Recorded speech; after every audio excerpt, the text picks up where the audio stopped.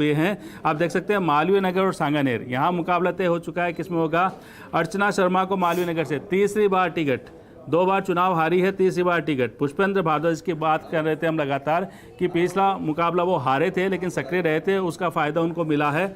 भजन लाल शर्मा से मुकाबला होगा। संगठन का लंबा अनुभव है जो ऐश्वर्य भजन लाल शर्मा को, भरतपुर से आते हैं लेकिन सांगानेर में ही रहते हैं, अभी इस इलाके में रहते हैं और काफ़ी सक्रियता से संगठन भूमिका निभाई है, तो ऐसे में उनको टिकट मिला है। टीकाराम जूली जो है मंत्री, उनको फिर टिकट मिल गया है।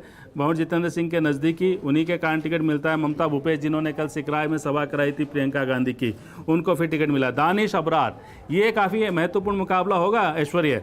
दानिश अबरार, किरोड़ी मीणा को टिकट दी है भारतीय जनता पार्टी ने। और इसके अलावा अगर हम बात करें, चेतन डूडी है, उनको टिकट फिर से दी गई है।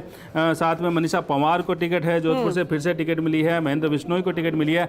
हरीश चौधरी का नाम आया है, हरीश चौधरी का नाम आ गया, लेकिन रघु शर्मा का नाम अभी इंतजार करना होगा इस सूची में। इसके अलावा प्रीति गजेंद्र सिंह है, उनको फिर से टिकट मिला, उपचुनाव में भी ये जीती थी। गणेश गोगरा जो पहले यूथ कांग्रेस के अध्यक्ष रहे थे, उनको टिकट फिर से मिली है। महेंद्रजीत सिंह मालवीय, ताकतवर मंत्री, और कहा जाता है कि ये बागीदोरा सीट है, भारतीय जनता पार्टी के लिए हमेशा चुनौती बनी रहती है कि यहाँ कैसे किस तरह से इसको जीत पाएंगे, तो उनको टिकट मिली है। रमीला खड़िया कुशलगढ़ से निर्दलीय है, सरकार को समर्थन दिया था और उनको फिर से टिकट मिली है। सुदर्शन रावत भीम से, ये भी जो है इनको टिकट मिल गया है। सीपी जोशी नाथद्वारा से लड़ेंगे। विवेक धाकड़ मांडलगढ़ से पहले उपचुनाव में जीते थे, फिर हार गए थे, लेकिन अब फिर से उन पर जो है वो पूरा दारोमदार रहेगा, उन पर भरोसा जताया। अशोक चांदना जो खेल मंत्री हैं अभी और काफ़ी कह सकते हैं सक्रिय रहे थे अपने क्षेत्र में, उनको टिकट मिली है।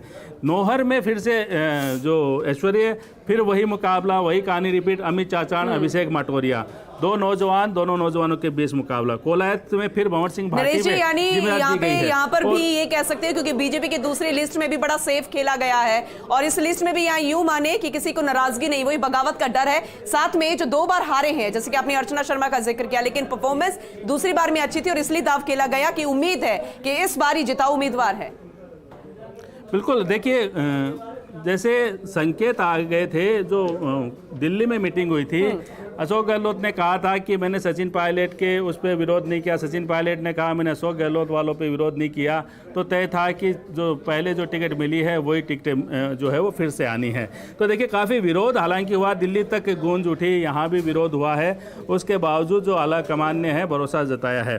लेकिन मुकाबला वही रिपीट, अर्चना शर्मा और सामने कालीचरण सराफ।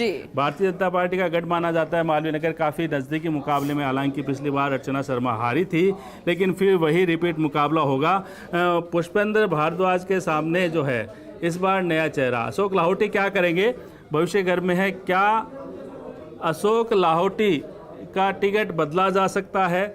जिस तरह से नरपत सिंह राजवी को विद्याधर नगर से शिफ्ट किया गया चित्तौड़, क्या अशोक लाहौटी जो पहले सिविल लाइन से एक बार चुनाव लड़ चुके हैं, हार चुके हैं, क्या प्रताप सिंह के सामने हो सकते हैं? भविष्य के घर में है या उनका टिकट परमानेंट कट गए, देखना होगा, क्योंकि अभी सिविल लाइन का टिकट इसमें नहीं आया है। तो ये काफ़ी जो महत्वपूर्ण जो कह सकते हैं कि कुछ चेहरे हैं जो इस चुनाव को अब कह सकते हैं कि बनाएंगे। जो कहते हैं चुनाव कैसे बनता है, जब चेहरे सामने आए तो चुनाव भी बनेगा। कृष्णा पूनिया सादुलपुर से फिर से उनको टिकट दी गई है, अंतर्राष्ट्रीय खिलाड़ी रही है और साथ में खेल परिषद की चेयरमैन रही है, उनको फिर से टिकट मिला है।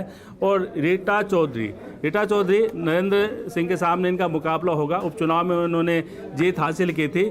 मनोज मेघवाल उपचुनाव में जीते थे, पूर्व जो मंत्री जो स्वर्गीय हैं, उनको मास्टर भंवरलाल उनके बेटे हैं और इनको अभी मुख्यमंत्री ने तोहफा दिया था सुजानगढ़ को जिला घोषित करके।